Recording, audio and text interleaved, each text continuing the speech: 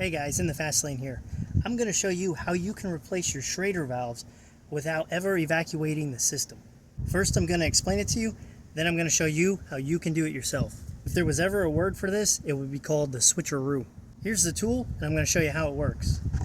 You take one of these tools for the high or low pressure side, you clip it on, push the shaft in, you then take this Schrader valve tool, you unscrew it, and as you can see, it'll spin the Schrader valve off. Then you pull it down, it pulls the Schrader valve in, you lock this valve, unscrew this unit right here, then you have the Schrader valve. Put a new Schrader valve in, put it back in, open the valve, push the Schrader valve back in, and tighten it in. Then you disconnect the clip, pull it out, and that's it. Now that I've given you a quick overview, let's get to it. We're going to take this blue one, which is the low pressure side. We're going to pull the shaft all the way out, make sure that this nut is tight, pull back and lock it on. This is open, this is closed. We want to leave it open for now. We're going to shove this shaft in till we get over the Schrader valve right there, and now we're going to back it out. So we're going to unscrew it, and now the shaft went backwards because there's pressure. We're going to close the valve, and now you're just going to unscrew this nut.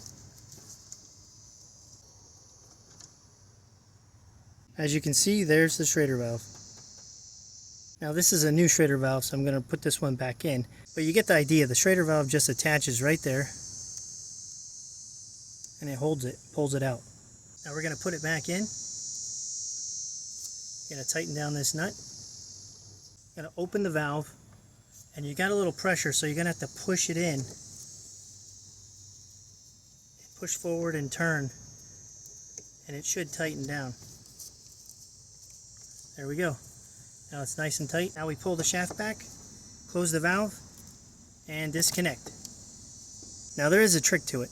Push the shaft all the way forward, and you want to line this up with the Schrader valve inside. So kind of use it just like a tool. Wait till it locks on. There it is. Then go ahead and clamp this on, just like that. And as you're turning this back shaft, you want to push forward and turn so it stays locked into the Schrader valve.